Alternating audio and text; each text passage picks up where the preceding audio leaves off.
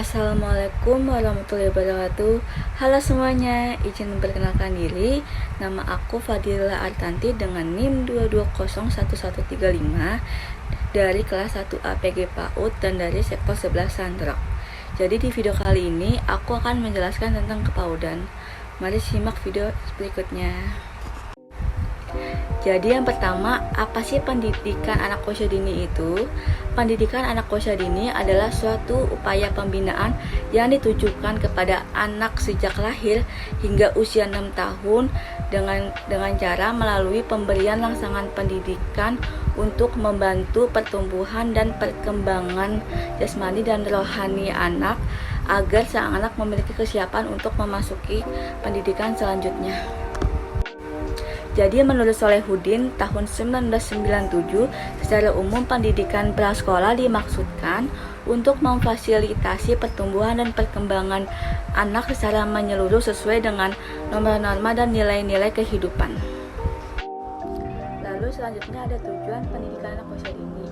Jadi yang pertama itu tujuan pendidikan anak usia dini adalah mengembangkan berbagai potensi anak sejak dini sebagai persiapan untuk hidup dan dapat menyesuaikan dirinya sesuai dengan lingkungannya.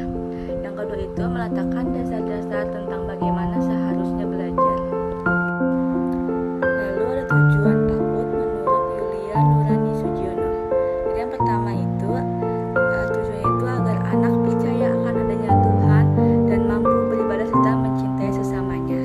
Lalu yang kedua, agar anak mampu mengelola keterampilan tubuhnya termasuk gerakan motorik halus maupun gerakan motorik kasar serta mampu menerima rangsangan sensorik. Lalu yang ketiga itu, anak mampu menggunakan bahasa untuk pemahaman bahasa pasif dan dapat berkomunikasi secara efektif sehingga dapat bermanfaat dalam berpikir dan belajar. Lalu selanjutnya ada fungsi pendidikan anak usia dini. Itu ada 4, ada fungsi adaptasi, fungsi sosialisasi, fungsi pengembangan, dan fungsi bermain. Jadi yang pertama itu ada fungsi adaptasi. Jadi membantu anak melakukan penyesuaian diri dengan berbagai kondisi lingkungan serta menyesuaikan diri dengan keadaan dalam dirinya sendiri. Lalu yang kedua itu ada fungsi sosialisasi. Jadi fungsi itu membantu anak agar memiliki keterampilan sosial yang berguna dalam pergaulan dan kehidupan sehari-hari di mana dia berada. Lalu yang ketiga itu ada fungsi pengembangan, yaitu membantu pengembangan berbagai potensi yang anak miliki.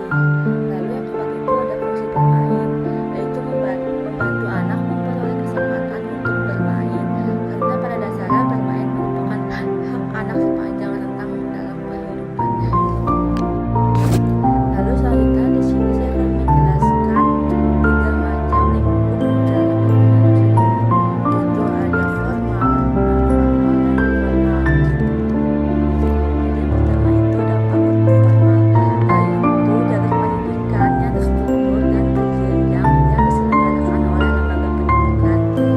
Contohnya itu ada Taman Anak-anak dan RAA Raudatul Atfal.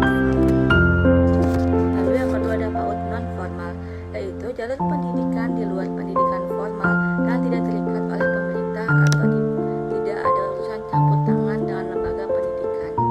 Misalnya itu ada taman bermain atau playgroup, tempat penitipan anak seperti daycare, lalu ada homeschooling, ada TPK tempat pembacaan Quran yang biasa disebut dengan SPS, satuan PAUD sejenis.